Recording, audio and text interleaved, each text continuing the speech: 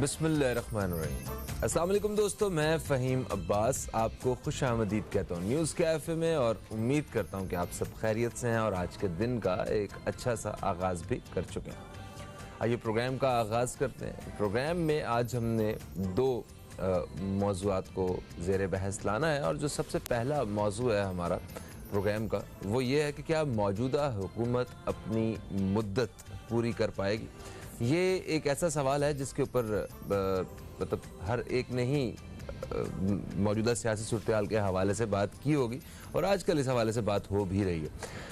अगर देखा जाए मौजूदा हुकूमत के हवाले से तो मौजूदा हुकूमत मतलब जब से अगस्त 2018 से जब से ये हुकूमत आई है तब से कोई ना कोई मुश्किल ऐसी आती रही है कि जिसने मुल्क और आवाम को मतलब घेरे में ले लिया। जैसे तब देखें कोविड एक बहुत बड़ी रुकावट और एक हर्डल बन के इस गवर्नमेंट के लिए आई और फिर हुकूमत ने जो जो काम किए, जो फैसले किए वो भी कुछ ऐसे थे कि जिससे लोग जो हैं वो परेशान हुए।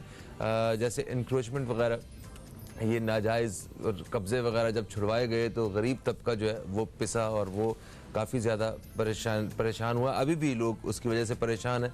खैर वो तो काम होना ही होना था और लोग किसी न किसी वजह से तंग हुए। महंगाई की वजह से लोगों की बड़ी तादाद जो है वो परेशान है, वो चाहे पेट्रोल की कीमतें हों या दीगर अशिया हों, उनकी कीमतों में इजाफा हो। अपोजिशन जो है वो भी पूरा सारे दौर में मुतहरिक रही है और इस वक्त फिर अपोजिशन वो बाकायदा मुतहरिक है और वो इस कोशिश में है कि हुकूमत को गिराया जा सके और इनकी जो मियाद है वो पूरी ना हो सके। क्या वाकई अपोजिशन और वो दूसरी ताकतें जो हुकूमत को गिराना चाहती हैं वो अपने मकसद में कामयाब हो सकेंगी या हुकूमत खुद ही अपनी इन मतलब उन सब की कोशिशें जो है वो और आसान कर देगी अपने फ़ैसलों की वजह से।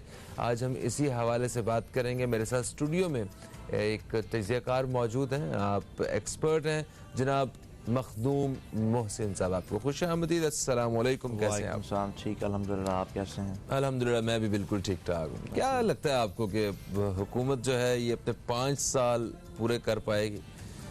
फ़हीम साहब देखें, पाकिस्तान की तारीख रही है कि आज तक किसी भी प्राइम मिनिस्टर ने अपनी मुद्दत पूरी नहीं की। 2008 से ठीक है एक तसलसल चल रहा है कि गवर्नमेंट्स तो अपने टर्म पूरे कर रही हैं लेकिन उनमें भी इन हाउस तब्दीलियाँ आई हैं, प्राइम मिनिस्टर चेंज हुए हैं। लेकिन अब मसला ये कि अब जो हालात हैं और मुल्क जो मैं समझता हूँ बहुत मुश्किल दौर से गुजर रहा है। आप इन्फ्लेशन देख लें, आप ओवरऑल परफॉर्मेंस देख लें और अलग अलग जैसे आपने कहा कि अपोजिशन मुत्तहद है, मुत्तहद नज़र तो आ रही है अपोजिशन, लेकिन कितनी मुत्तहद है वो तब इफेक्टिव होगी जब उस चीज़ पे इम्प्लीमेंट करेंगे। ये लोग इन हाउस तब्दीलियाँ ला सकते हैं, इस सेनेट में इफेक्टिव किरदार अदा कर सकते हैं, लेकिन ये लोग करेंगे नहीं। ये लोग अगर चाहते तो ये हुकूमत मैं समझता हूँ कि साल 1.5 साल पहले ही इससे ज़्यादा मुश्किलात का शिकार हो जाती, लेकिन ये हमेशा अपने मफादात को तरजीह देते हैं। यही एक रीज़न है। अब जैसे ये कहते हैं महंगाई है, ठीक है, नो डाउट महंगाई है, बैड गवर्नेंस है, मैं फेडरल गवर्नमेंट को प्रोटेक्ट नहीं करता, एक कोई उनकी कोई तसल्ली बख्श कारकर्दगी नहीं है। लेकिन एक चीज़ है, आप बताएं जो अपोजिशन है उनमें से भी एक जमात ऐसी है जिसकी पिछले 13 सालों से एक प्रोविंस में हुकूमत है, सिंध। अब उनका आप आज गन्ने का रेट देख लें, पंजाब में 250 रेट है, सिंध में 225 है, 25 रुपये गन्ने का रेट, ठीक है। आटे का रेट आप देख लें, पंजाब में, खैबर पख्तूनख्वा में, इवन बलूचिस्तान में सिंध से 30 रुपये कम में मिल रहा है, ठीक है। तो ये भी एक इश्यूज हैं। तो कंपैरेटिवली यानी कि यहाँ पे चीज़ें बेहतर हैं? चीज़ें बेहतर नहीं है यहाँ पे, रेट्स कम है? नहीं, कम वहाँ है रेट्स। अच्छा, रेट कम वहाँ यहाँ पे। और ये उनकी गवर्नमेंट, ये यहाँ पे 18वीं तरमीम के बाद सूबे खुद मुख्तियार हैं और सिंध में पीपल्स पार्टी की हुकूमत है पिछले 13 सालों से। बिल्कुल ठीक है। अब जैसे अपोजिशन भी तो पीपल्स पार्टी वाले उनके साथ मिलके कर रहे हैं ना। जी जी जी जी बिल्कुल। तो पहले वो जवाब दें एक प्रोविंस का, ठीक है, PMLN अपोजिशन का किरदार अदा कर समझ आता है, उनके दौर में इतना बुरा हाल नहीं था, वो एक समझ आती है, एक हकीकत भी है, ठीक है, वो कर रहे हैं अपोजिशन। JUI वाले मौलाना फजल रहमान साहब का अपोजिशन का किरदार अदा कर रहे हैं, समझ आता है। लेकिन एक गवर्नमेंट दूसरी सिटिंग गवर्नमेंट के खिलाफ एहतजाज कर रही है। हाँ, अनटिल अनलेस वो अपनी गवर्नमेंट एक उनकी रोल मॉडल गवर्नमेंट हो, जहाँ पे लोगों को हकूक मिल गए हों, जहाँ पे लोगों को इनकी गवर्नमेंट का आप इंफ्रास्ट्रक्चर देख लें कि कराची शहर जो रोशनियों का शहर होता था अब कचरे का ढेर बन गया है। हाँ, वैसे भी सूबे में तालीम और सेहत के क्या मामलात हैं, वो तालीम सबको देख लें, आप सेहत देख लें, उसके अलावा आप सूरत हाल देख लें कि अब तो एक कल्चर बन गया है इनका। अब आपने रिसेंटली एक वाकया, नाजिम जोखियों का वाकया आपने सुना होगा। एक बंदे को मार दिया गया सिर्फ इसलिए कि उसने एक शऊर का मुजाहरा करके कहा कि यहाँ पे शिकार करना मना है। अगर कोई लीगली चीज़ बताए कि यार जिस चीज़ की मुल्क के आइन और कानून में इजाज़त नहीं है, उस पर आप उस बंदे को उठा के आप ले जाएं, उस पर आप तशद्दुद करें, उस पर उसको आप मार दें, इस तरह के वाक़यात हो रहे हैं। परफॉर्मेंस नहीं है। एग्रीकल्चर को मैं समझता हूँ तबाह कर दिया गया है। एग्रीकल्चर का ताल्लुक है, जैसे आप वीट और गन्ने के काश्तकारों को आप प्रॉपर रेट्स देंगे तो चीनी मार्केट में आएगी, आटा मार्केट में सस्ता बिकेगा। तो ये ओवरऑल चीजें हैं। बाकी और भी पानी की तकसीम के हवाले से भी बड़े मेजर इश्यूज हैं, वो पूरे पाकिस्तान में वो तकसीम भी बेहतर होने वाली है। सर एक वक्फा है, वक्फे से वापस आते हैं तो ज़रा ये हमारे यहाँ जो सियासत का एक पूरा जो एक जो स्ट्रक्चर है, ज़रा इसके ऊपर बात करते हैं, क्योंकि हमेशा से जब भी किसी भी हुकूमत के आखिरी साल होता है ना, जब वो ये आखिरी साल, 1.5 साल, 2 साल, उसमें मुश्किलात और ज़्यादा बढ़ जाती हैं और ऐसा लगता है कि सब ही उस हुकूमत के खिलाफ हो गए, वो सब जो शुरू में इनके साथ थे। ये हमेशा से हम देखते आए। एक वक्फा है, वक्फे के बाद आपकी खिदमत में दोबारा हाजिर होंगे। कहीं मत जाइए, न्यूज़ कैफे देखते रहिए, अब तक देखते रहिए।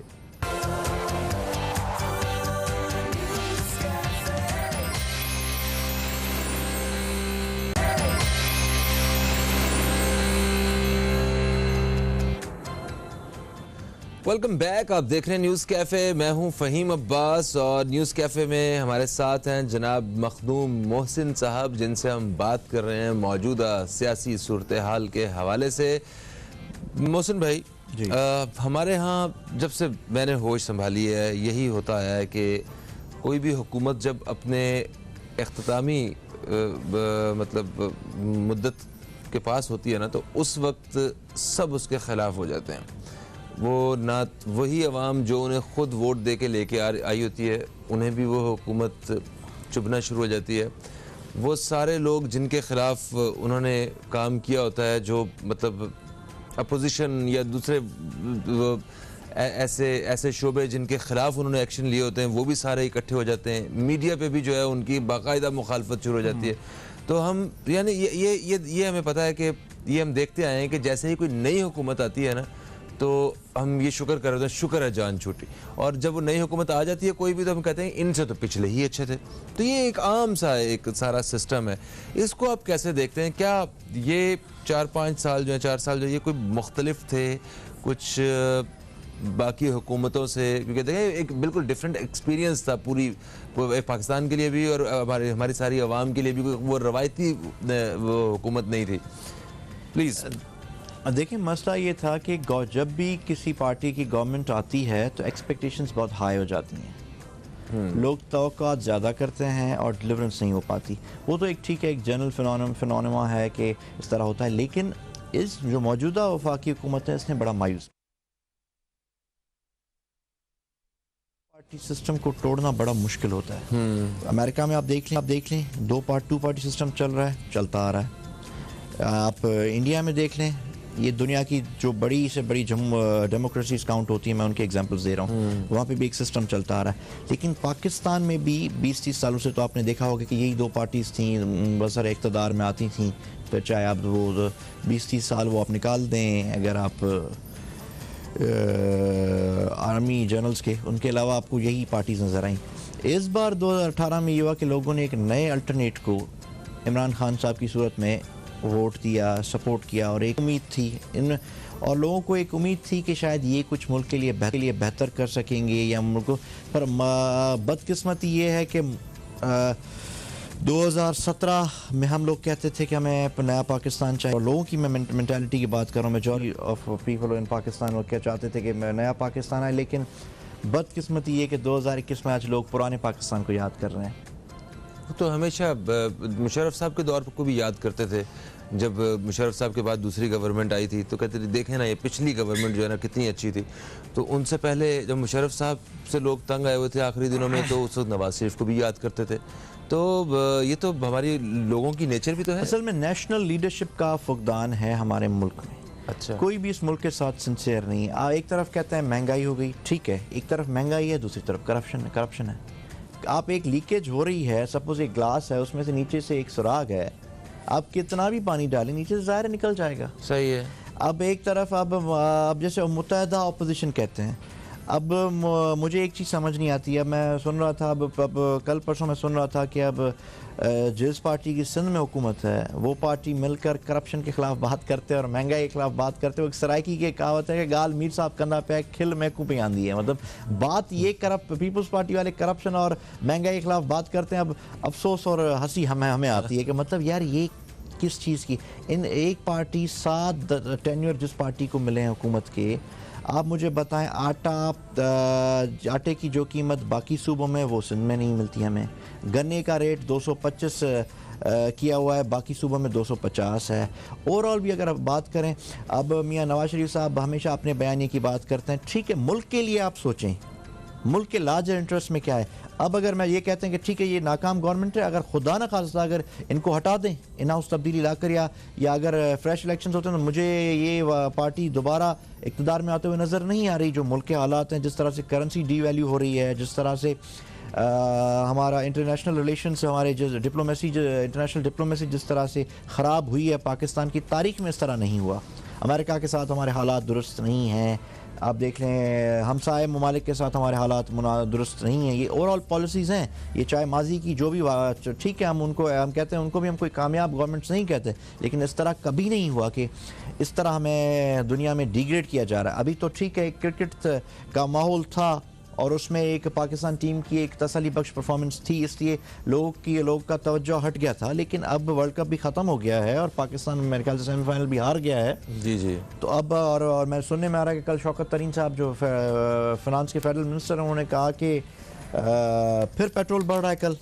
जी हाँ, वो जो मुशीर ख़जाना है उन्होंने कहा है कि आलमी मार्केट में कीमत बढ़ी तो पेट्रोल महंगा करेंगे। ये बड़ा एक सीधा सा बयानिया है। ठीक, आलमी मार्केट में पेट्रोल बढ़ रहा है, आप पेट्रोल बढ़ा रहे हैं। आलमी मार्केट में क्या डॉलर गिर रहा है? आलमी मार्केट में क्या इंडियन करेंसी गिर रही है? आलमी मार्केट में क्या अफगानी करेंसी गिर रही है? आलमी मार्केट में क्या दुबई के धर्म गिर रहे हैं? आलमी मार्केट में क्या मलेशियन रिंगिट गिर रहे हैं? नहीं गिर रहे ना। हमारा रुपया गिर रहा है, इसका आलमी मईशत से तो कोई ताल्लुक नहीं है। बिल्कुल सही है। पेट्रोल गिर रहा है, उसके साथ हमारा रुपया भी गिर रहा है। रुपया गिर रहा है तो हम मकरूज होते जा रहे हैं, हमारी मईशत डिस्टेबलाइज होते जा रही है। तो हमारी नाकस मनसूबाबंदी है जिसकी वजह से ये रुपया गिर रहा है। हाँ, असल में मसला ये हमारा ऑब्वियसली स्ट्रेटजी का फुकदान है, ना तजुर्बेकार टीम है। हमने कितने खासी तजुर्बाकार टीम है, हर पार्टी में उनका तजुर्बा है, इतना एक्सपीरियंस तो मेरा तजर्बा उनका बिल्कुल है। तजर्बा उनका है कि करप्शन कैसे की जाए, तजर्बा उनका है कि ज़ाती मफादात को कैसे हासिल किया जाए, तजर्बा उनका ये कि 2-3 साल निकाल कर कैसे फिर पाकिस्तान से बाहर जाया जाए। मुल्क के लिए कोई नहीं सोचता, लार्ज इंटरेस्ट के लिए कोई नहीं सोचता। यही एक रीज़न है कि हम आज तक तरक्की नहीं कर पा रहे। अच्छा, ये तो हमारे ख्यालात हर ही सियासतदान के बारे में। मैं आपको बताऊं, वो चाहे वो पीपल्स पार्टी के हों, मुस्लिम लीग नून के हों, वो अभी पीटीआई के हों, जिस भी पार्टी से जुड़े हुए ये लोग हैं, उन सब पे इल्ज़ामात हमारे तकरीबन ऐसे ही होते हैं। अभी फ़र्ज़ करें कि इन सारे लोगों को उठा के एक लम्हे के लिए हटा दिया जाए, जिस तरह अपोजिशन भी चाह रही है, तो क्या आपके पास इनको रिप्लेस करने के लिए कोई बेटर पीपल ऑलरेडी आपको नजर आते हैं कि जो इतनी मेहनत कर रहे हैं वो हैं, मौजूद हैं? देखिए, लोगों का मैंने पहले भी अर्ज किया कि नेशनल लीडरशिप का फुकदान तो है, नेशनल लीडरशिप नहीं है जो मुल्क को ले चले। बदकिस्मती है, कायद आज़म के बाद इस मुल्क को ऐसी लीडरशिप नहीं मिली। लेकिन एक न्यूट्रल सिस्टम के तहत, जैसे कल परसों हम नजम सेठी साहब को भी सुन रहे थे, वो कह रहे थे कि न्यूट्रल सिस्टम के तहत इलेक्शन होनी चाहिए। अब मसला ये कि केयर टेकर सेटअप का भी एक ऐसा तर्ज बना दिया, आइन में उन्होंने तरमीम कर दी है और अब ऐसा कर दिया कि अब एक प्राइम मिनिस्टर और अपोजिशन लीडर मिलकर केयर टेकर प्राइम मिनिस्टर को मुंतखब करेंगे, सूबों के चीफ मिनिस्टर्स मिलकर अपोजिशन लीडर को मुंतखब करके केयर टेकर सेटअप लाएंगे। तो वो उनके कंसेंसस से जो लोग आते हैं वो उनको फेवर देते हैं और एक सिस्टम चलता आ रहा है 3 महीने के अंदर। मेन थिंग इज़ दैट एक न्यूट्रल सिस्टम आना चाहिए। मैं समझता हूँ कि अगर इलेक्शन से पहले अगर 5-6 महीने एक न्यूट्रल सिस्टम आ जाए, न्यूट्रल लोगों को आप ले आएँ जो सिस्टम चलाए और न्यूट्रल इलेक्शन करवाएं। अब न्यूट्रल बंदे को वोट कौन देगा? नहीं, न्यूट्रल बंदे को वोट ना दे, वो इलेक्शंस ना करें, केयर टेकर सेटअप में न्यूट्रल लोग लाएं। हाँ, मतलब हमेशा वो ज़ाहिरन तो करते हैं कि न्यूट्रल लोग आ गए, लेकिन उनको अगर सिंध की बात करें तो सिंध के चीफ मिनिस्टर और अपोजिशन लीडर मिलकर 3 नाम देते हैं, उनमें से एक नाम पे एक चीफ मिनिस्टर केयर टेकर बन जाते हैं। प्राइम मिनिस्टर साहब और अपोजिशन लीडर जो है नेशनल असेंबली वो इलेक्ट मिलकर प्राइम मिनिस्टर इलेक्ट करते हैं। तो वो एक न्यूट्रल सिस्टम होना चाहिए, चाहे वो जुडिशरी से हो, चाहे वो साबिक फेडरल सेक्रेटरीज हों या जो वेल रेपुटेड लोग हों, तो वो एक न्यूट्रल क्रेडिबल लोग हों, वो इलेक्शंस करवाएं ताकि एक दफ़ा न्यूट्रल सेटअप आए। और बार बार ये जो आता है हर इलेक्शन के बाद ये कहते हैं धांधली हो गई। 2013 में जब 2013 आइंदा भी होगा, ये अभी भी होगा। मुझे एक बात बताएं, 13 की इलेक्शन हुई, हाँ, इस सेटअप पे अब जैसे ये इलेक्ट्रॉनिक वोटिंग मशीन की बात हो रही है, ईवीएम की बात हो रही है, और कहते हैं कि ईवीएम आना चाहिए, ईवीएम की मुखालफत करते हैं। अच्छा मोहसिन भाई, मैं माजरत चाहता हूँ, हम ये जो इंतखाबात के हवाले से मैं चाहता हूँ कि तफसील से बात की जाए। एक वक्फा आ गया बीच में, वक्फा लेके वापस आपकी खिदमत में दोस्तों हम फिर से हाजिर होते हैं। कहीं मत जाइए, न्यूज़ कैफ़े देखते रहिए, अब तक देखते रहिए।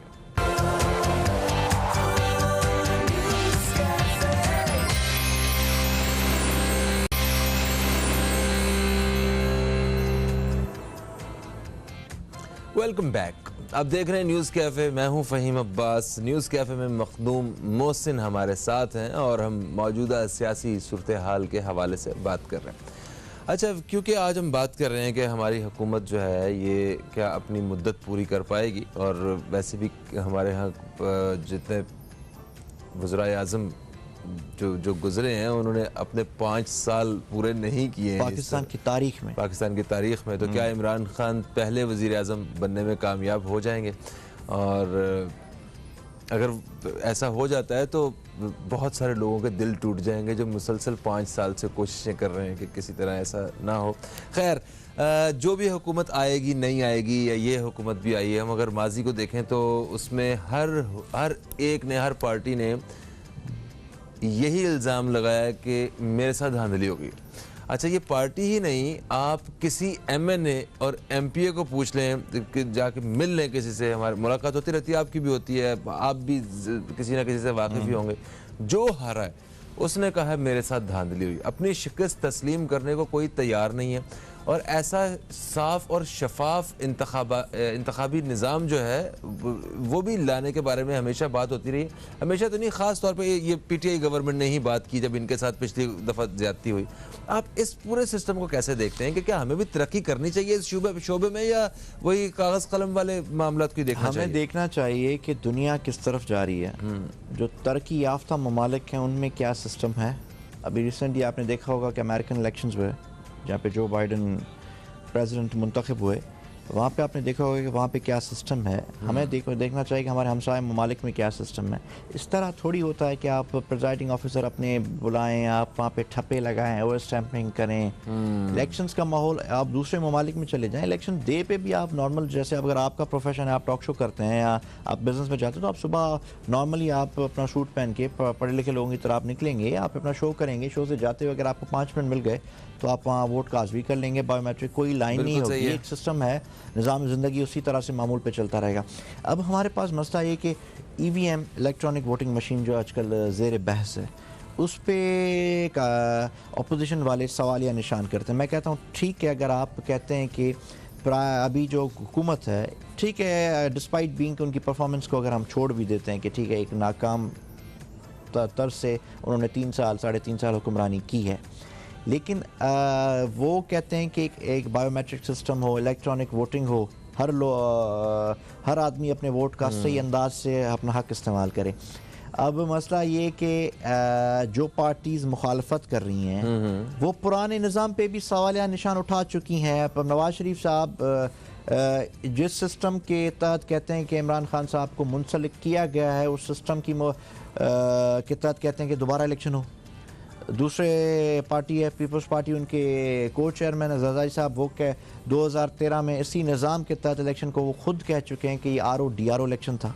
तो ये क्यों तस्लीम करने को तैयार नहीं है? फजल रहमान साहब भी कह रहे हैं कि धांधली ज़दा इलेक्शन है। अगर धांधली ज़दा इलेक्शन है तो आप फिर दोबारा क्यों चाहते हैं कि उसी निज़ाम के तहत इलेक्शन हो? अगर एक, हालांकि इमरान खान साहब के लिए तो कहा जाता है, ठीक है मैं कोई फेडरल गवर्नमेंट का कोई सब जमाती नहीं हूँ, लेकिन जो बात ठीक है वो ठीक है। हम बार बार तनकीद करते आए हैं फेडरल गवर्नमेंट पे, लेकिन अगर वो कह रहे हैं कि हालांकि जो उनकी परफॉर्मेंस है, मुझे समझ नहीं आता कि वो इतने कॉन्फिडेंट कैसे हैं प्राइम मिनिस्टर साहब के। पेट्रोल भी इतना महंगा हो गया है, इकोनॉमी की मईशत का बुरा हाल है, अपने वादे भी पूरे अभी तक तो नहीं कर पाए जो उन्होंने किए थे कि 50 लाख घर देंगे, करोड़ नौकरियां देंगे, एक प्रॉपर एक निज़ाम लाएंगे, 100 दिन का, फिर साल का, 200 साल का, जो उनकी जो बातें थी कराची में वो आए, जैसे उन्होंने अनाउंस किया कि वो 100 अरब रुपये का पैकेज, वो आज तक हम देख रहे हैं कि कहाँ है 100 अरब रुपये का पैकेज। बल्कि इनकी जमात की तरफ से ये भी कुछ लोगों को होप मिली थी कि 2 दिन में कर्जा उठा के मारेंगे उनके मुंह पे।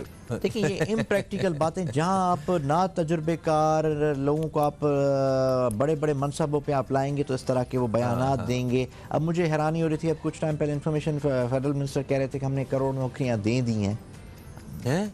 फवाद चौधरी साहब ने स्टेटमेंट दी ऑन रिकॉर्ड हफ्ता पहले कि हमने करोड़ नौकरियां दे दी हैं। अब कुछ लोग कहते हैं, अब देखें, अब जैसे वो पीपल्स पार्टी वाले, मैंने कहा वो आके कहते हैं कि महंगाई और करप्शन के खिलाफ बात करते हैं, तो जैसे मैंने आपको सराय की कहावत दी कि गाल मीर साहब कंधा पे आए, खिल महकू पे आनी, मतलब बात ये कर रहे हैं, हंसी हमें आ रही है इस बात। यार आप खुद एक करप्शन में मुलविस लोग हैं, आपका एक, आपने सिंध सूबे का बेड़ा गर्क कर लिया, आप कैसे, अब वो बाहर जाके कहते हैं कि हम अब पंजाब को बेहतर कर लेंगे। अब मैं एक जलसा देख रहा था पीडीएम का, और उसमें वो कह रहे थे कि हम निकले हैं पाकिस्तान को ठीक करने, पीछे एक पैनाफ्लेट लगा हुआ था कि हम निकले हैं पाकिस्तान को ठीक करने। उसमें पीपल्स पार्टी की क़यादत भी थी, नवाज लीग की क़यादत भी थी, फजल रहमान साहब भी थे, और भी छोटी छोटी पार्टियों के मतलब 10-20 लोग थे, तो जो बस सारे वही गल होगी थे। तो मैं हैरान था, मैंने कहा यार अगर ये पाकिस्तान ठीक करने के लिए निकले तो मुझे आप एक चीज़ बताएं, पाकिस्तान को बिगाड़ा किसने? ठीक है, इन्होंने ठीक नहीं किया जो 3 साल है इनके तर्ज, और अगर यही तसलसल रहा 5 साल तक तो मैं समझता हूँ इनका तो बुरा हाल होगा। शायद काफ लीग के साथ जो है वो रिपीट ना हो जाए। बाकी अभी भी अलार्मिंग सिचुएशन है। देखिए मौजूदा जो हुकूमत है, ठीक है, इनकी परफॉर्मेंस वैसी नहीं रही जैसी लोगों ने एक्सपेक्ट की थी, बिल्कुल, मगर क्या इनको फ्री हैंड मिला है अपनी हुकूमत जो है वो सही तरीके से चलाने का? ऐसी दरमियान में रुकावटें और चीज़ें आई हैं ना कि इतनी ताकत के साथ इन्होंने काम किया भी नहीं है, इनसे हुआ भी नहीं है। देखें रुकावटें होंगी, मैं नहीं कह रहा कि रुकावटें नहीं है। एक पुराना सिस्टम था, पुराने लोग थे, ये इनकी नातजुर्बेकार टीम, ये खुद नातजुर्बेकार। 2 साल के लिए मुल्क बंद हो गया आपका, वो एक ठीक है, लेकिन जैसे कोविड की आप बात की आपने, कोविड के लिए, कोविड सिर्फ पाकिस्तान में नहीं था, कोविड यूके में भी था, कोविड यूएस में भी था, कोविड इंडिया में भी था, कोविड मलेशिया में भी था। लेकिन मुझे आप एक चीज़ बात बताएं, रुपया सिर्फ पाकिस्तान का क्यों? भला यूके यूएस को आप छोड़ दें, इंडिया को आप छोड़ दें, आप मुझे बताएं हम इतने बुरे हैं कि अफगानिस्तान और बांग्लादेशी करेंसी भी डीवैल्यू नहीं हो रही, हमारी करेंसी डेली बेसिस पर डीवैल्यू हो रही है, हम उनसे भी गए गुजरे हैं। क्या यहाँ भी माफिया का सामना है हुकूमत को? माफियाज का सामना अपनी जगह पे, लेकिन इनको टीम भी अच्छी नहीं मिली। अच्छा। और ये काम करने के लिए भी तैयार नहीं है, ये सिर्फ बातों की हद तक बात करते हैं। और मैं समझता हूँ अगर बातें ही करनी है तो 3.5 साल की तरह 1.5 साल और गुजर जाएगा, और अल्लाह माफ़ करे मुझे इनका बड़ा बुरा हाल होते हुए नजर आ रहा है। सोशल मीडिया पे तो बड़ी सक्सेसफुल और बड़ी परफॉर्मेंस नजर आती है इनकी, कागजों में और पोस्टों वगैरह में। कागजों और पोस्टों की हद तक है, इम्प्लीमेंट नहीं हो रही। क्या आम लोगों तक मुतासर, लेकिन लोगों को फ़र्क नहीं पड़ता कि आप कितने ईमानदार हैं, लोगों को फ़र्क नहीं पड़ता आपकी पर्सनैलिटी कैसी है, लोगों को फ़र्क नहीं पड़ता आप स्पीच कैसे करते हैं, लोगों को फ़र्क नहीं पड़ता कि आप किस तरह अपने आप को कह रही। लोगों को फ़र्क पड़ता है कि आटा कितने का है, लोगों को फ़र्क पड़ता है चीनी कितने की है, लोगों को फ़र्क पड़ता है उनकी तनख्वाहें कितनी हैं। कल इंफॉर्मेशन मिनिस्टर कह रहे थे कि ठीक है महंगाई हुई है तो आमदनी भी तो बढ़ी है। किनकी? मतलब आम लोगों की? पता नहीं, मुझे तो बढ़ती हुई नज़र नहीं आ रही। वो कह रहे थे। अब आप एक चीज़ तब बेहतर होगी जब आप एक चीज़ को महसूस करेंगे। आप गलत को गलत महसूस ही नहीं करेंगे तो आप बेहतरी की तरफ कैसे जाएंगे? ये एक्सेप्ट ही नहीं कर रहे। खान साहब जो हैं वो खुद ज़ाती तौर पे वो इस सारी चीज़ से वाकिफ़ हैं कि उनसे डिलीवर नहीं हुआ, या वो भी इर्द गिर्द के लोगों की तरह वो जी हजूरी वाले मामला देखिए में? वो हैं तजुर्बेकार लोग हैं, वो सब समझते हैं, ज़ाहिर है वो उनके सामने सारी चीज़ें। तो वो तो बताते होंगे खान साहब क्या कमाल कर दिया आपने, वाह वाह वाह वाह, आपने कमाल कर दिया। अगले 25 साल भी हमारे जिस तरह हम भी, मैं आपको बताता हूँ कि स्टूडियोज़ का एनवायरनमेंट मैंने देखा हुआ है, क्योंकि मेरा एक्टिंग से भी ताल्लुक़ रहा है। तो मैं वहाँ पे अगर कोई एक्टर आके परफॉर्म करता है ना, तो जो जो साथी होते हैं, जो जूनियर आर्टिस्ट होते हैं, या जो सिर्फ शूटिंग देखने आए होते हैं, वो आगे क्या कहते हैं, वाह वाह वाह वाह, क्या सीन किया आपने, वाह हाँ हाँ। हालांकि सीन बेहतर नहीं होता, कुछ कुछ उसे वो खुद ही समझ होता है वो बहुत कमाल कर दिया मैंने। तो क्या ऐसी बात तो नहीं ये सियासी माहौल में भी? देखिए ये सियासी माहौल में इस तरह के लोग होते हैं, हर तरह के लोग आपको मिलते हैं। लेकिन मैं समझता हूँ अगर मैंने जैसे घूम फिर के बात वहाँ तक आती है कि कायद आज़म के बाद पाकिस्तान को नेशनल लीडर मिल ही नहीं सका जो मुल्क के बारे में सोचे, कौम के बारे में सोचे। अगर आप खुशामदी लोगों को आप लेकर आप चल रहे हैं, उन लोगों को आप नवाज रहे हैं, और मुझे एक चीज़ समझ नहीं आती, उन्हीं लोगों को आप बार बार लेके आते हैं जो लोग पिछली गवर्नमेंट्स में भी रहे, वही सेम लोग आप लेके आते हैं, और अब बात आप नए पाकिस्तान की करते हैं, तो किस तरह होगा? सही। आखिरी लम्हा था कुछ प्रोग्राम के इस हिस्से के, मुझे ये बताइए कि कोई अगर आप तजवीज़ देना चाहें गवर्नमेंट को, तो कोई मुख्तसर और कौन सी बात ऐसी हो सकती है? पहली चीज़ ये है कि जब तक आप इकोनॉमी को जब तक आपकी इंटरनेशनल डिप्लोमेसी ठीक नहीं होगी, आपके हालात बेहतर नहीं होंगे।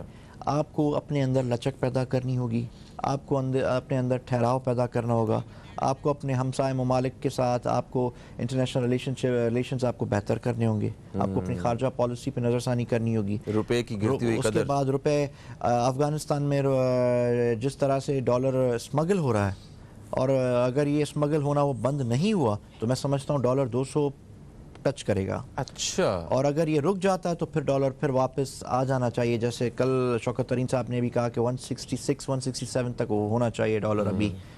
तो यही एक सिचुएशन है। Thank you so much Makhdoom Mohsin, आप तशरीफ लाए और एक अच्छी हमारी कॉन्वर्सेशन रही।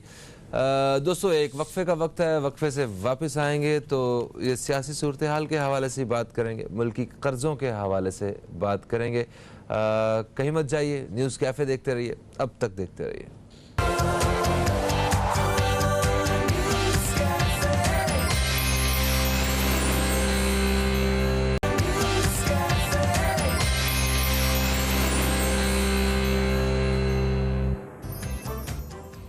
वेलकम बैक, आप देख रहे हैं न्यूज़ कैफ़े। मैं हूं फ़हीम अब्बास और न्यूज़ कैफ़े में प्रोग्राम के दूसरे हिस्से में हम दाखिल हो गए, जहां एक दफ़ा फिर से मौजूदा सियासी सूरत हाल के हवाले से ही बात करेंगे और मौजूदा क़यादत के हवाले से बात करेंगे।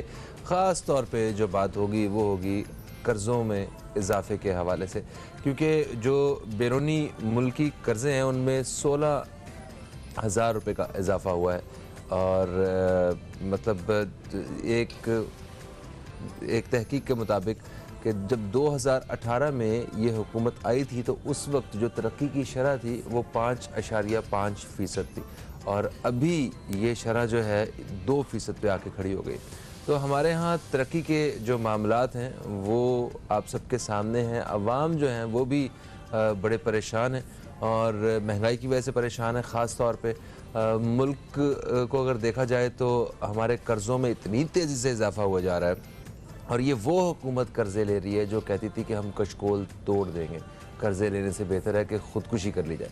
तो इस किस्म के बयानात जहाँ से आया करते थे उन्होंने इतने कर्ज़े ले लिए, और वो कर्ज़े शायद आवाम की सहूलत के लिए ही लिए हैं, मगर आवाम को तो कोई सहूलत इसमें नहीं हुई। आवाम से पूछा जाए तो वो तो आज भी परेशान है, उसको तो पेट्रोल की कीमत से लेके और दीगर अशिया की कीमतें नज़र आती हैं। उसे हुकूमत की परफॉर्मेंस कारकर्दगी ना सोशल मीडिया पे, ना ट्विटर पे, ना किसी चीज़ पे नहीं चाहिए, उसे तो अपने हालात में चाहिए। एक तो महंगाई ज़्यादा हो गई, आमदन कम हो गई, नौकरियां जो हैं वो ख़तरों में पड़ गई, कारोबार जो हैं वो लोगों के बर्बाद हो गए।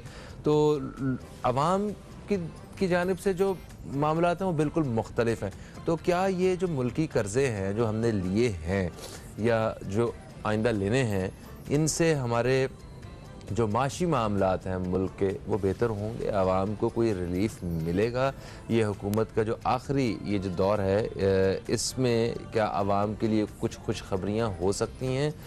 इसी हवाले से बात करेंगे। मेरे साथ स्टूडियो में मौजूद हैं एक सहाफ़ी हैं आप, और इस हवाले से अपनी ख़ास तहकीक भी रखती हैं। फहमीदा यूसुफ़ी साहिबा, आपको खुशामदीद, अस्सलाम वालेकुम, कैसी हैं आप? बिल्कुल ठीक ठाक, आप कैसे हैं? बिल्कुल ठीक ठाक, ज़बरदस्त, अल्हम्दुलिल्लाह। मुझे ये बताएं कि ये जो कर्ज़े होते हैं, कोई भी मुल्क जब कर्ज़े लेता है तो उसका वो मुल्क को क्या फ़ायदा होता है और आवाम को क्या फ़ायदा होता है? ज़रा एक ऐसे एक जनरल, मैंने कहा थोड़ी बेस बनाते हैं। देखिए, बेसिकली जो कर्ज़े हम लेते हैं वो कोई भी मुल्क वो इसलिए लेता है कि ताकि वो अपनी स्टेबिलिटी को जो है वो कायम रख सके, राइट।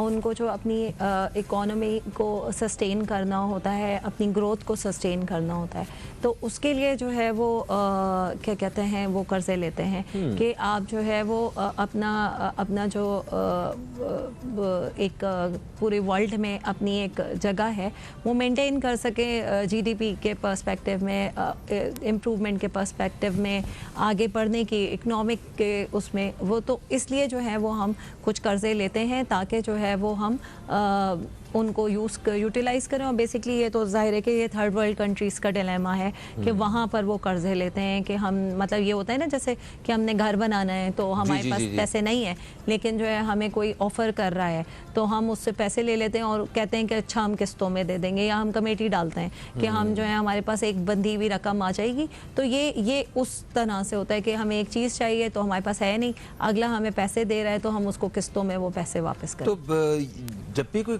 कर्ज लेता है तो मतलब आप, मैं और जो हमारे नाज़रीन हैं वो भी अगर कभी कर्ज लेने के बारे में सोचेंगे तो कर्ज लेने से पहले हम जहन में ये आता है कि ओके ये हमने वापस कैसे करना है और हमें हर दफ़ा कितना वापस करना है, क्या हम वो भी वापस कर सकेंगे, ये जब किस्त साथ जुड़ जाएगी हमारे लिए और भी ज़्यादा भारी तो नहीं हो जाएगा किस्त?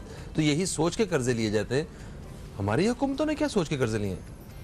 हमारी हुकूमतों ने एक तो ये है कि जाहिर है कि हमारे पास ख़जाना खाली, हर जो हुकूमत हमेशा ही खाली रहा है, और हमारी हुकूमतें जब आती हैं तो उनका सबसे पहले यही होता है कि वो कशकोल तोड़ देंगे, कोई भी हो, चाहे ये हुकूमत हो या इससे पहले वाली हुकूमतें हों।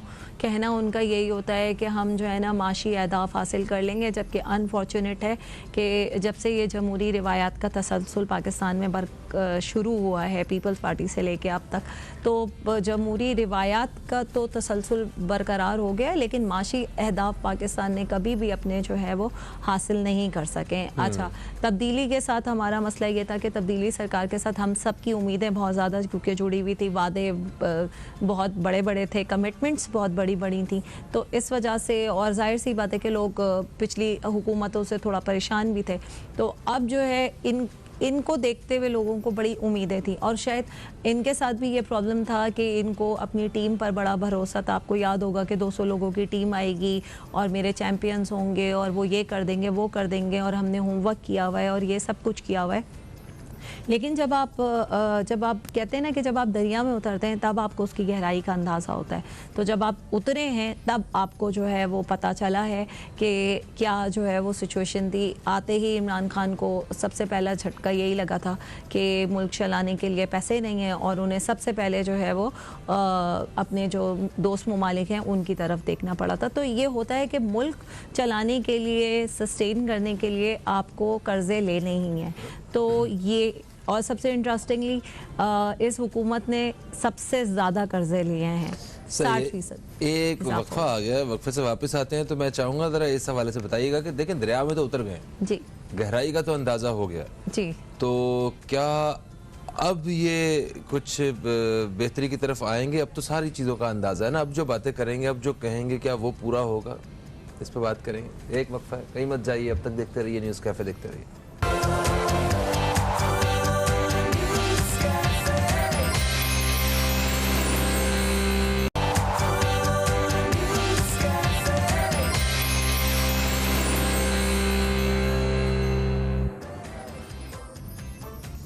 वेलकम बैक, आप देख रहे हैं न्यूज़ कैफ़े। मैं हूं फ़हीम अब्बास और न्यूज़ कैफ़े में इस वक्त हम बात कर रहे हैं बैरूनी मुल्की कर्ज़ों के हवाले से, और फ़हमीदा यूसुफ़ी साहिबा हमारे साथ स्टूडियो में मौजूद हैं। फ़हमीदा जी, वक्फे से पहले हम बात कर रहे थे कि हुकूमत के ऊपर जो इल्ज़ाम आता है, लगाया जाता है कि ये लोग जो हैं वो ना तजुर्बाकार हैं, तजुर्बा नहीं था, नए वो लोग हैं, अभी आहिस्ता आहिस्ता इन्होंने काम सीखा है या सीख रहे हैं ग्रेजुअली, वो बातें जो इन्हें नहीं करनी चाहिए थी वो भी सारी बातें हम एज वादों की शक्लों में हमने सुनी, उसकी वजह से भी आवाम मायूस है। चलें ठीक है, अगर इन्होंने 4 साल में काम सीख लिया है तो आपको लगता है कि आइंदा ये जो कुछ वक्त बाकी है इसमें आवाम को कोई सुख हासिल हो सकेगा? काम सीखा तो नहीं है, काम लगा दिया है इन लोगों ने। और ना तजर्बेकार कैसे हो गए आप मुझे ये बताइए। जो कप्तान साहब की टीम है उसमें ज़्यादातर चेहरे तो वही हैं जो कि पहले भी रहे हैं। ऐसा तो नहीं है कि ना तजर्बेकार टीम उनकी रही है, चाहे वो शाह महमूद कुरैशी साहब हों, चाहे शेख रशीद साहब हों, चाहे जो है आपके वज़ीर ख़जाना हों, चाहे आपके हमाद अज़हर साहब हों, चाहे आपके खुसरो बख्तियार साहब हों। तो मतलब ये आप नहीं कह सकते कि ना तजर्बेकार जो है वो है। और दूसरी बात ये है कि 22 साल की एक जद्दोजहद बकौल कप्तान साहब के कि वो करके करप्शन से लड़कर इस मुल्क के लिए जो है वो आए। तो आप मुझे ये बता दिए कि कर्ज़ों में पाकिस्तान तहरीक इंसाफ के दौर में 60% इजाफा हुआ है। ये हम आप मीडिया वाले नहीं कह रहे हैं, ये तो स्टैट्स बोल रहे हैं ना। और जो तकरीबन कर्ज़े बन रहे हैं वो मैं क्योंकि देख के ही बता रही हूँ आपको, 14,907 अरब रुपए बनते हैं, ठीक है ना। और जून 2021 में पाकिस्तान का अंदरूनी बैरूनी कर्जा जो था ना 39859 अरब पे पहुंचा हुआ था, ठीक। अच्छा, दूसरी बात ये कि अभी सिर्फ एक महीने में हमारी जो दरामदाद हुई हैं वो 6.25 अरब डॉलर्स की हुई हैं, जबकि बरामदाद जो हैं वो सिर्फ 2.25 अरब डॉलर्स की हुई हैं, ठीक है ना। और 3 साल के दौरान हमने 27 अरब डॉलर्स के नए कर्जे लिए हैं और ज़ाहिर है कि उतारे भी हैं तो 39 अरब डॉलर्स जो हैं वो हमने वापस भी किए हैं। तो मतलब ये है कि आमदनी आपकी जो है वो 58 और जो है ना ख़र्चा रुपया, यहाँ पर तो आमदनी जो है वो 54 से भी नीचे और ख़र्चा जो है वो आपके रुपये से भी ज़्यादा हो रहा है। अच्छा, जब इमरान खान साहब अवाम से मुखातिब हुआ करते थे इंतखाबात के दिनों में या उनसे पहले, तो बड़ा एक प्लान शेयर किया करते थे कि वो जैसे ऐसे लगता था कि ये जो लोग हुकूमतें करते रहे ये बेवकूफ़ हैं और जो असल प्लान है वो इमरान खान साहब के पास है, जिससे मुल्क जो है वो कर्ज़ों से भी बच जाएगा और हमारी खुशहाली भी जो है वो यकीनी हो जाएगी, चीज़ें भी सस्ती हो जाएंगी, नौकरियां, घर, सब कुछ। देखें कितना एक सब्ज़ बाग है सारा। तो अगर सब्ज़ बाग का लफ्ज़ इसलिए इस्तेमाल की जब वो पूरा नहीं हो सका सारा कुछ, तो वो सब्ज़ बाग ही थे। हाँ, तो आपने मतलब लोगों को वो सब कुछ दिखाया जिसके ऊपर अपना होमवर्क पूरा नहीं था। क्या ये धोखा नहीं है? नहीं, देखें इमरान खान साहब की नीयत पर, कप्तान साहब की नीयत पर हम बिल्कुल शक नहीं करते, ठीक है। उनका जो नारा था वो था कि करप्शन को लेकर उनका था कि मैं करप्शन पे काम करूंगा। और जाहिर सी बात है कि जो हमारी पिछली हुकूमतें थीं उनके जो वज़राए कराम थे और हमारे XPM साहब जो थे वो ख़ुद भी करप्शन केस में ही मुलव्वस थे और सारा कुछ था। लेकिन जब से कप्तान साहब आए, PM बने, वो जो उनका पहला नारा था वो तो करप्शन था ना, कि मैं करप्शन के ख़िलाफ़ जो है वो काम करूँगा। लेकिन आप मुझे बता दीजिए कि पानामा पेपर्स कितना बड़ा जो है स्कैंडल था, उसमें इतने लोगों के नाम थे और सारा कुछ था। आप मुझे बताएं कितने लोगों के ख़िलाफ़ जो है वो हुए, सिवाय इसके कि हमने जो है वो प्रेस कॉन्फ्रेंसेस देखी और सारी बातें सुनते रहे कि वो जी यहाँ पे हम इनसे बात कर रहे हैं, यहाँ से लूटी हुई। सबसे बड़ी बात जो कप्तान साहब की थी वो यही थी कि लूटी हुई रकम हम लाएंगे। कौम को तो इससे मतलब ही नहीं था ना कि आप रकम कहाँ से लाएंगे, उनका तो मतलब ये था कि आप लूटी हुई रकम लेकर आएंगे। लूटी हुई रकम तो आई नहीं, NRO जो है इमरान खान साहब ने दिया नहीं, लेकिन उसके बावजूद जो है वो XPM बाहर चले गए हैं। और उसके अलावा जो बाकी लोग हैं जिनके ऊपर एलिगेशंस हैं या वो हैं वो हुकूमत में हैं, या जो अगर वो उधर दूसरी साइड पर भी हैं तो उन्हें किसी ना किसी तरीके से रिलीफ या फेस ऑफ जो आप कहते हैं ना फेस सेविंग, वो जो है वो मिल रही है। तो लोगों का, हमारी एक्सपेक्टेशंस तो उसी वक्त जो है वो टूटी कि करप्शन के ख़िलाफ़ बातें इतनी थी और जो कुछ हमने देखी जैसे स्ट्रेटजीज थी वो कहीं पे भी वर्कआउट नहीं करी। अब देखिए पिछले 4 सालों में चेयरमैन नैब साहब कहते हैं कि पिछले 4 सालों में 1194 मुलजमान को सजाएं दी गई हैं, नारों की बजाय अमली इक़दामात किए गए। तो अगर ये अदाद-ओ-शुमार देखे जाएँ तो ऐसा लगता है आपको कि चलो एक बेहतरी की तरफ सफ़र शुरू तो हुआ। और चेयरमैन नैब साहब से बहुत माजरत के साथ ये पूछना पड़ेगा कि नैब को तो वैसे ही हमारे यहाँ कहा जाता है कि वो किस लिए इस्तेमाल होता है, वो तो वैसे ही अपोजिशन और उनको करने के लिए होता है। और जो ये केसेस की बात कर रहे हैं, ये जो खबर है, तो इनसे ये भी पूछना है कि इन्होंने पैसे कितने रिकवर किए और वो जो पैसे रिकवर हुए वो कहाँ आए, किस सूरत में है, क्या जो है वो हुए। आपने छोटे मोटे लोगों को जो है वो पकड़ लिया, आपने फ्रंट मैन को पकड़ लिया, आपने ये कर लिया, आपने ये फालूदे वाले के बड़े नारे लगा दिए, अकाउंट्स के नारे लगा दिए, आपने जो उनके मेन किरदार थे क्या उनकी अकाउंटेबिलिटी हो सके? जो बड़े बड़े केसेस हैं जिनको हल होने का आवाम भी इंतजार कर रहे हैं, क्या आपने वो हल किए? ठीक है, आपका पॉइंट एक हद तक वैलिड है। एक वक्फा है जी, वक्फे से वापस आते हैं तो मजीद इसी हवाले से बातचीत का सिलसिला जारी रखेंगे। कहीं मत जाइए, न्यूज़ कैफे देखते रहिए, अब तक देखते रहिए।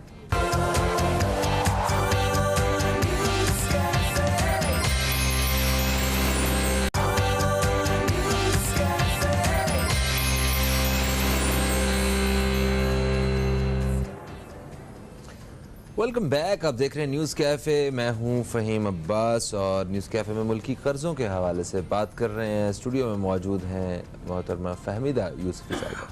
फहमीदा जी, ये तो इस हुकूमत की कहानी रही है, तो 4 साल तो गुजर गए, 1 साल रह गया, वो भी गुजर जाएगा। अल्लाह करे कि जो इन्होंने लोगों के दिल तोड़े, ये लोग जो है ना वो खुश हो जाएँ, सुख मिल जाए, अच्छे फ़ैसले हो जाएँ, संजीदगी से उन चीज़ों पर फ़ैसले हों जो हम चाहते हैं। जो अगली हुकूमत आएगी वो भी आते साथ यही कहेगी कि पिछली हुकूमत ने तो सारा कुछ बर्बाद कर दिया, उन्होंने तो कोई छोड़ा ही नहीं कुछ, तो हमें दोबारा से कर्जे लेने पड़ रहे हैं। तो इनके हर हुकूमत के अपने अपने खेल तमाशे और पिछली और अगली हुकूमतों पे इल्ज़ाम तराशियों के चक्कर में हम लोग, जो हर शख्स है वो मकरूज ही होता जाएगा। नहीं, देखें, ये जब हुकूमत जाएगी अपने 5 साल पूरे करके, और जब नई हुकूमत आएगी उसे कुछ कहने की ज़रूरत नहीं पड़ेगी। और उसकी वजह ये होगी क्योंकि ऑलरेडी हम इतने सताए हुए हैं और इतना परेशान हुए हैं ना कि वो उन्हें कुछ कहने की ज़रूरत नहीं पड़ेगी जो इन 5 सालों में हुए। और आप अंदाज़ा कर लें कि बड़े जो है ना, बड़े अच्छा नहीं लग रहा ये कहते हुए, लेकिन इन 4 सालों की वजह से जो पिछली हुकूमतें थी ना वो बहुत ज़्यादा अच्छी लगने लग गई हैं, उनका दौर अच्छा लगने लग गया है, उनके जो किए हुए काम थे ना वो अच्छे लगने लग गए, जिनको लेकर हम यहाँ पे इनको लेकर आए हैं, उनके उस पे वोट देकर हम सब, और वो जो है ना इनसे अच्छे लगने लग गए हैं। क्योंकि तब्दीली का नारा जो है, आपने सिर्फ नारा लगा दिया, आप उसको सस्टेन नहीं कर पाए। आप ठीक है, हमारे यहाँ ऐसा होता है कि जो भी हुकूमत आती है हमें उस वक्त पिछली हुकूमत अच्छी लगनी शुरू हुई थी। मैं आपको बता रहा हूँ, मेरे भी वर्ड्स हैं यहाँ पे, जैसे ही कोई नई हुकूमत आएगी 1-1.5 साल वो आके काम करेगी और हम कहेंगे यार इससे तो इमरान खान की हुकूमत अच्छी थी, अगर ये अगली हुकूमत में नहीं आते तो। नहीं, देखें, इमरान खान का अपना कैरिस्मा हमेशा रहेगा, उनकी कैरिस्मेटिक पर्सनालिटी से आप कोई भी इनकार नहीं कर सकता, राइट। वो तो एक ग्लोबल लीडर हैं, एक इंटरनेशनल आइकन है वो, ये बात तो है, नेशनल भी इंटरनेशनल भी। लेकिन जो हम बात कर रहे हैं वो बात ये कर रहे हैं कि अगर जस्ट इन केस इन्हीं की गवर्नमेंट जो है वो आगे आ जाती है, तो आप मुझे बताइए वैसे कि ये किसको जो है वो कसूरवार ठहराएंगे। भाई अभी भी तो हम यही कह रहे हैं ना, इन्होंने 1 साल ये कह लिया, 2 साल कह लिया कि पिछली हुकूमतों ने किया, अब तो 4 साल हो गए। अब पिछली हुकूमतों ने क्या किया, अपोजिशन ने क्या किया? एक्चुअली माइंडसेट जो है ना पाकिस्तान तहरीक इंसाफ का, वो अपोजिशन वाला इस गवर्नमेंट के जो उनका टेन्योर है उसमें चेंज ही नहीं हो सका। और उसमें जो उनके जो मतलब वज़रा हजरात हैं, जो कि सब माशाल्लाह से इस कदर सारे स्कॉलर्स हैं और सब इतने इंटेलेक्ट हैं, उनके आप क्या हंसी बता रही है, उनके स्टेटमेंट्स आप मतलब देखें कि किस तरह के स्टेटमेंट्स हैं कि आप पाकिस्तान का कंपैरिजन जो है वो यूरोप, अमेरिका, चीन से करें। आप अगर रीजन में ही देख लें तो अनफॉर्चुनेट पाकिस्तान का जीडीपी जो है वो रीजन में भी सबसे कम है, बांग्लादेश से भी कम है हमारा जीडीपी। तो ये किसकी रिस्पॉन्सिबिलिटी होती है? जो हुकूमत वक्त होता है उससे सवाल किया जाता है। ठीक है, ये मानती हूँ मैं कि इस वक्त जो अफ़गानिस्तान की जो सिचुएशन हुई है उसकी वजह से वो सारा कुछ ओवर बर्डन पाकिस्तान को सहना पड़ रहा है। 5-7 अरब डॉलर का हमें वहाँ से नुकसान हो रहा है, वो हमारे यहाँ से वहाँ जा रहे हैं बचाए आते, क्योंकि ज़ाहिर है उनके रिजर्व्स जो है वो इस वक्त फ्रीज़ हैं।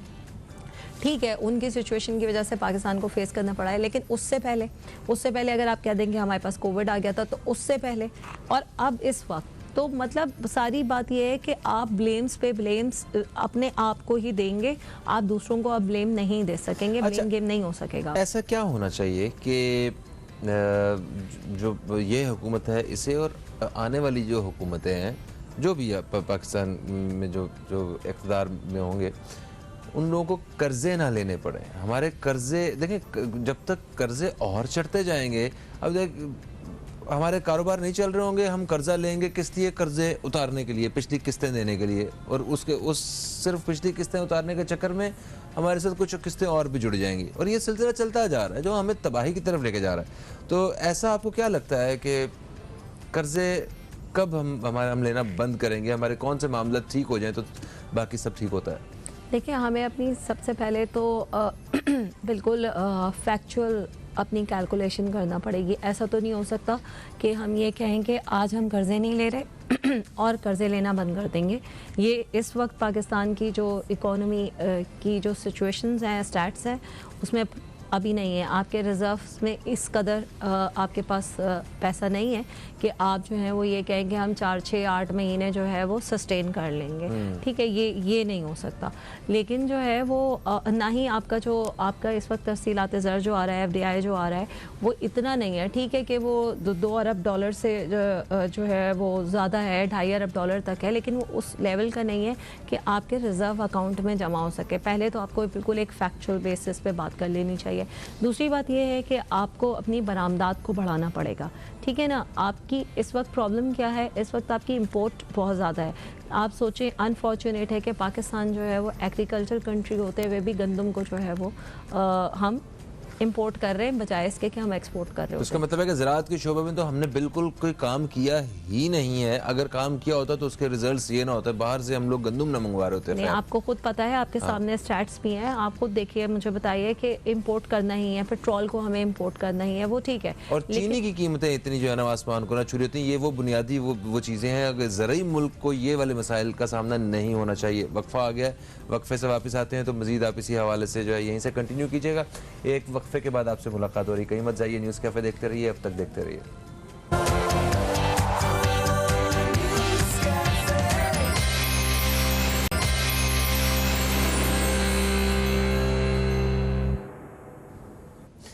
वेलकम बैक, आप देख रहे हैं न्यूज़ कैफ़े। मैं हूं फ़हीम अब्बास और न्यूज़ कैफ़े में मौजूद हैं आज हमारे साथ फहमीदा यूसुफ़ी साहिबा, जिनसे मुल्क की हालात पे बात कर रहे हैं। और मैं आपको ये बताता चलूँ कि आज के शो के लिए हमारे साथ ताउन किया है मलका मसालों ने, और ये कहते हैं कि मलका फूड्स की प्रोडक्ट्स में रेसिपी मसालों के साथ साथ सादा पिसे मसाले, अदरक, लहसुन पेस्ट, फ्राइड प्याज, सवैयाँ और चावल भी शामिल हैं।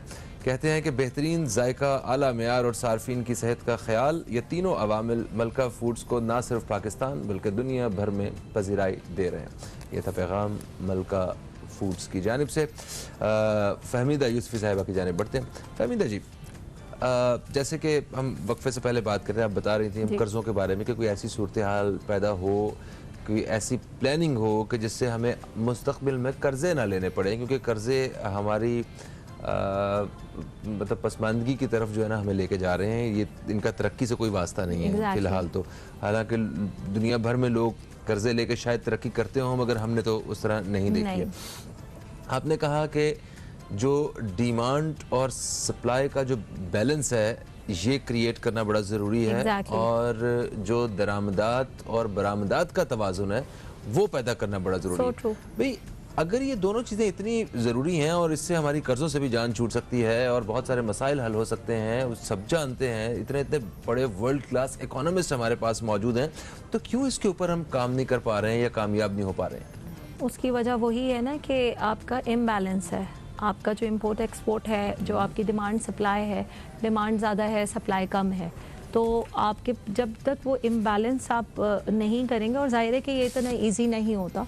आपको सेक्टर्स वाइज काम करना पड़ता है। एग्रीकल्चर कंट्री होके जैसे कि हमने बात की कि हम जो है वो गंदम इंपोर्ट कर रहे हैं बजाय इसके कि हम उस तरह से एक्सपोर्ट करें, तो हमें अपनी प्रोडक्शन एरियाज़ को बढ़ाना पड़ेगा। अब जाहिर है कि जब हम प्रोडक्शन एरियाज़ को बढ़ाने चाहेंगे, चाहे वो एग्रीकल्चर सेक्टर हो हमारा, चाहे वो आपका दूसरे बिजनेस सेक्टर्स हों, तो हमें उनको उस तरह से फैसिलिटीज़ भी देना पड़ेंगी ना, राइट। उनको जो है वो कुछ सब्सिडीज़ देना पड़ेंगी, उनको कुछ और फैसिलिटीज़ करना पड़ेंगी। तो जब आप ये नहीं कर पा रहे हैं, ये सिचुएशन क्रिएट नहीं कर पा रहे, और प्रॉब्लम सारा ये है कि हर जगह जो है, जो इमरान खान जहाँ पे बड़े फेलियर उनको करना पड़ा है वो है माफियाज।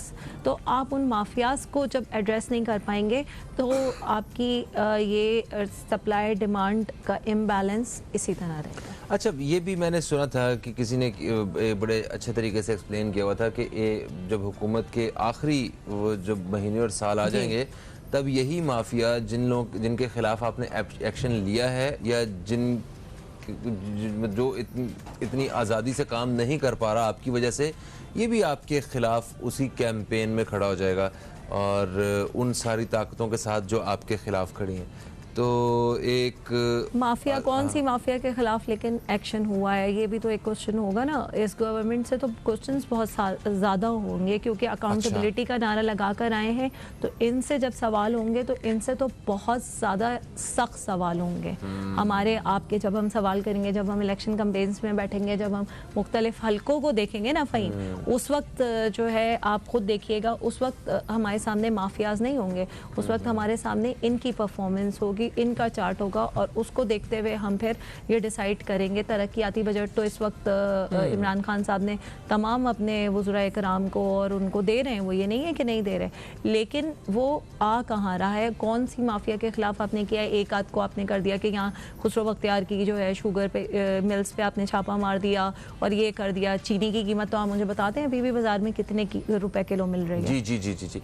अच्छा, अगर हम जॉब्स के हवाले से बात करें तो वो जो बुनियादी वादे हैं, 1 करोड़ नौकरियां, वो तो हम बस ताना मारते ही रहेंगे। वो तो ये भी, इन्हें भी शर्मिंदगी होती ही होगी जब भी वो बात सुनते होंगे। नहीं, कहाँ हो रही है। फवाद चौधरी साहब तो कह रहे हैं कि 1 करोड़ नौकरियों से ज्यादा जो है वो हमने दी है, वो कहाँ शर्मिंदा हो रहा है। फवाद साहब को भी अपने इस बयान पे शर्मिंदगी हो रही होगी क्योंकि उनको मुझे नहीं लगता अपने किसी बयान पे शर्मिंदगी होती है। देखें, ज़राअत के शोबे पे काम होने की इतनी ज़रूरत है, तो आपको नहीं लगता कि कुछ ऐसा एनवायरनमेंट क्रिएट होना चाहिए कि लोग शहरी आबादियों से, लोग पढ़ लिख के मतलब इन देही इलाकों की तरफ मतलब रुख करें अपना, और वहाँ पे जॉब्स क्रिएट करें और ज़्यादा मुनज़्ज़म तरीके से, बेहतरीन अंदाज से ज़राअत के शोबे को आगे बढ़ा सकें और ख़ुद भी बिज़नेस करें, उसको एक बिज़नेस बना सकें।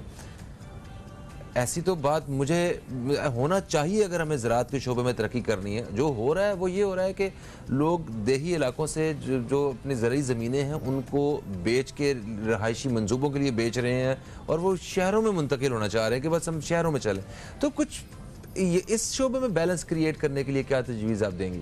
मैं तो यही कह रही हूँ ना कि जब तक आप फैसिलिटीज़ नहीं देंगे, आप सब्सिडीज़ नहीं देंगे, तो आप उनको कोई जो है प्रोग्राम अनाउंस नहीं करेंगे उनके लिए। सारे जो आप बात कर रहे थे ब्रेक में कि छोटे काश्तकारों के लिए तो शायद जो है वो हो जाता है, लेकिन बड़े काश्तकारों के लिए जो है वो मतलब उनके फैसिलिटीज़ जो है बड़े काश्तकारों के पास होती हैं, छोटे काश्तकारों और असल पैदावार जो है वो बड़े काश्तकारों से आपको आती है, क्योंकि वो छोटे काश्तकार सारे मिला के भी 20% भी नहीं है टोटल पैदावार का। थैंक यू सो मच, आप तशरीफ लाई।